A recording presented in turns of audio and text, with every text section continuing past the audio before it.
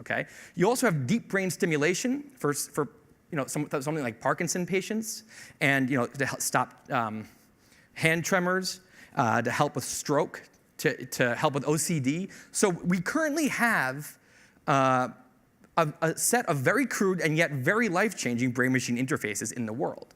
Okay, and the idea, they're all the same idea. It's how do you either record information that the neurons are saying, basically capture what they're saying and send it out, or stimulate neurons. In other words, send information in.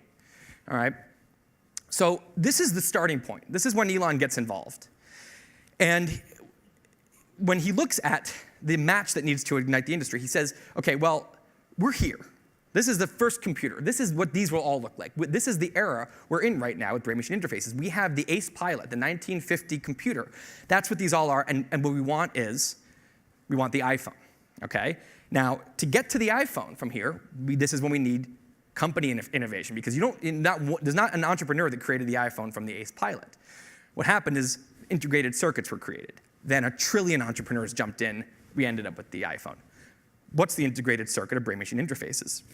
There's a few candidates, and you never quite know at the time, but what the Neuralink team seems to think is that the main thing we need is bandwidth increase. We need something, but right now the Moore's law, and this, if you say Moore's law every 18 months or so, the number of transistors that can fit on a chip doubles. Well, here it's about the number of neurons you can interface with. The number doubles about every 7 years. It's not long enough. I mean, it's not short enough. That's too long a period to create a revolution. So decreasing the Moore's law of brain-machine interfaces from 7 years to something more like 2 years, where suddenly, oh wow, we created this new way to interface with neurons, and all this technology now is pouring in, and soon that number is up to 1,000 neurons, and then 5,000, and then 100,000, and it's happening quickly.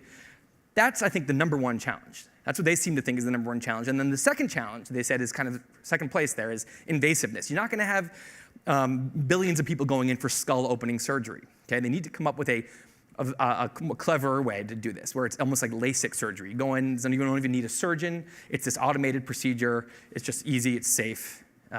And so they need to create this kind of very, very high-tech interface that can go in easily and interface with a ton of neurons. If they can do that, they think that that's the match that the entire industry pours in, and suddenly that interface now becomes a whole brain interface, and they've achieved their goal.